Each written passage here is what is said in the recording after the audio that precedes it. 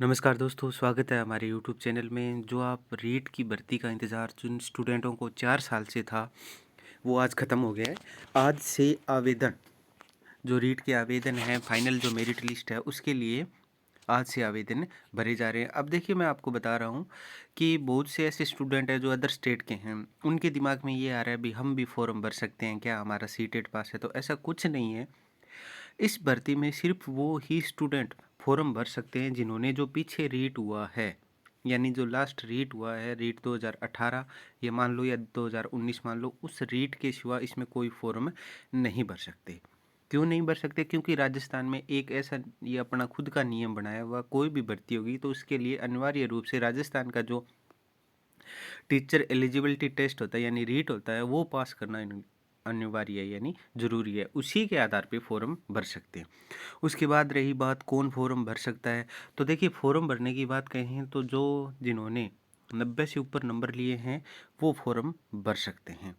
और रही बात कट ऑफ की, तो कट ऑफ के लिए इम्पोर्टेंट यही है क्योंकि अब की बार फिर वापस राजस्थान में इंग्लिश की है वो धार आ गई है। आपको पता है इंग्लिश के सबसे ज़्यादा पद आ रहे हैं। पिछली बार तीनों रीटों में इंग्लिश के ही सबसे ज़्यादा हैं। अब की बार फिर जो है लगभग सेकंड लेवल के जो 15-16 हज़ार पद है, उसमें से 5300 पद हैं वो अंग्रेजी के आगे हैं, यानी 1/3 पद इंग्लिश के आगे हैं।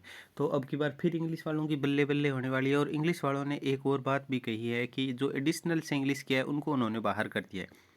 एडिशनल वाले अपने आप रीट से बाहर हो गए हैं। तो एडिशनल वाले बाहर होने के बाद अब की बार जो कट ऑफ का अनुमान है वो ये मान के चलो, आपकी जो कट ऑफ है वो 78, जो ओबीसी जनरल है उनके लिए अधिकतम 78 रहेगी, ये ही अनुमान लगाया जा रहा है। बाकी देखते हैं क्या होता है। अब इसके बाद रही बात कि जो है रीट की सरकार को पद बढ़ाने के लिए बहुत ज़्यादा फोर्स किया गया था, पर सरकार ने कहा है कि इसमें जो नए स्टूडेंट हैं उनको मौका कब मिलेगा, तो ये है कि जो आगे चुनाव होने वाले उससे पहले सरकार ने कहा है कि 20,000 पदों की एक नई घोषणा कर दी है। हो सकता है वो पद बढ़ा दिए जाए, 20 से 40 भी कर किया जा सकता है। तो इस बात को ध्यान रखना है।